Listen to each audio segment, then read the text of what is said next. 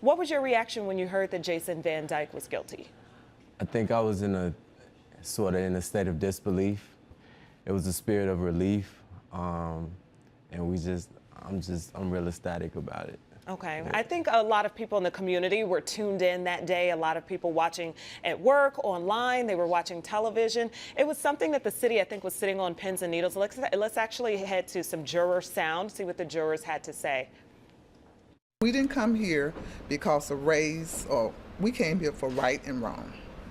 We realized that as a police officer, a trained officer who'd been doing his work for about 20 years, that he should have realized what the situation was, and instead of escalating the situation, should have at least looked at other options.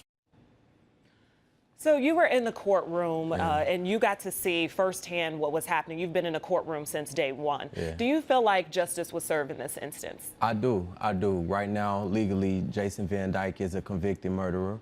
Also, he was convicted on every single count of aggravated battery with a firearm of the shots equivalent to that he pumped into Laquan McDonald's body. So I know we're not completely out of the woods yet. A lot of people are concerned about the sentencing, but I believe that I think the charges will run consecutively and not concurrent. So we'll wait to see how that plays out. Okay, well, I do have to ask you, there's another side to this story. Let's listen to what Van Dyke's attorney had to say regarding how this verdict affects police officers in our community. It really is kind of a sad day for law enforcement, I think, because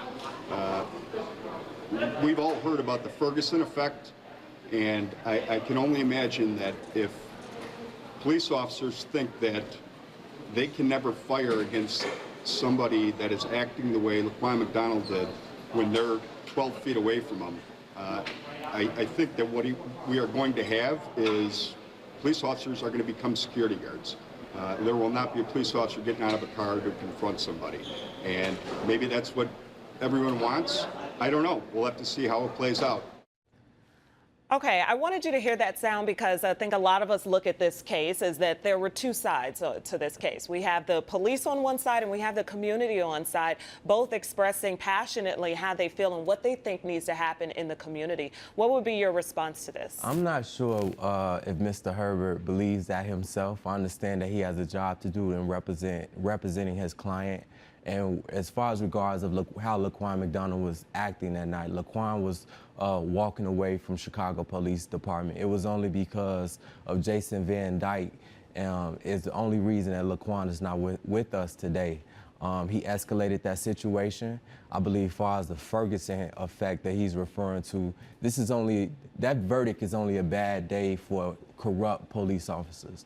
Officers that want to really do their job and serve and protect our community, they're going to continue to do that. But as far as officers who want to continue to violate our civil rights, especially in the Black community, it was a horrible day for them, and we're going to continue to hold them accountable. So I hear you drawing a distinct line between corrupt cops, what you call corrupt cops, and cops that are in the community policing and trying to keep the community safe. Absolutely. Can you tell me, how do you expect us to heal together as a community? Obviously, you're in the front lines in the community as an activist. Well, you can have healing without some form or some sense of accountability. And I think that's what the community received Friday, some sense of accountability for the actions of Chicago Police Department.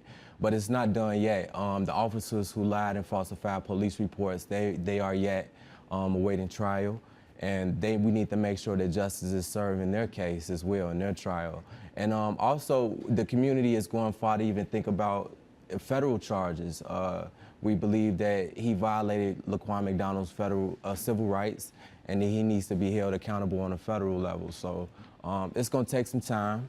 It didn't take overnight for us to get here, so it's not going to take overnight for us to get out of here. So, but we're going to make sure that we see this thing all the way through. Okay, we can expect to see you involved in those efforts. Absolutely. Okay.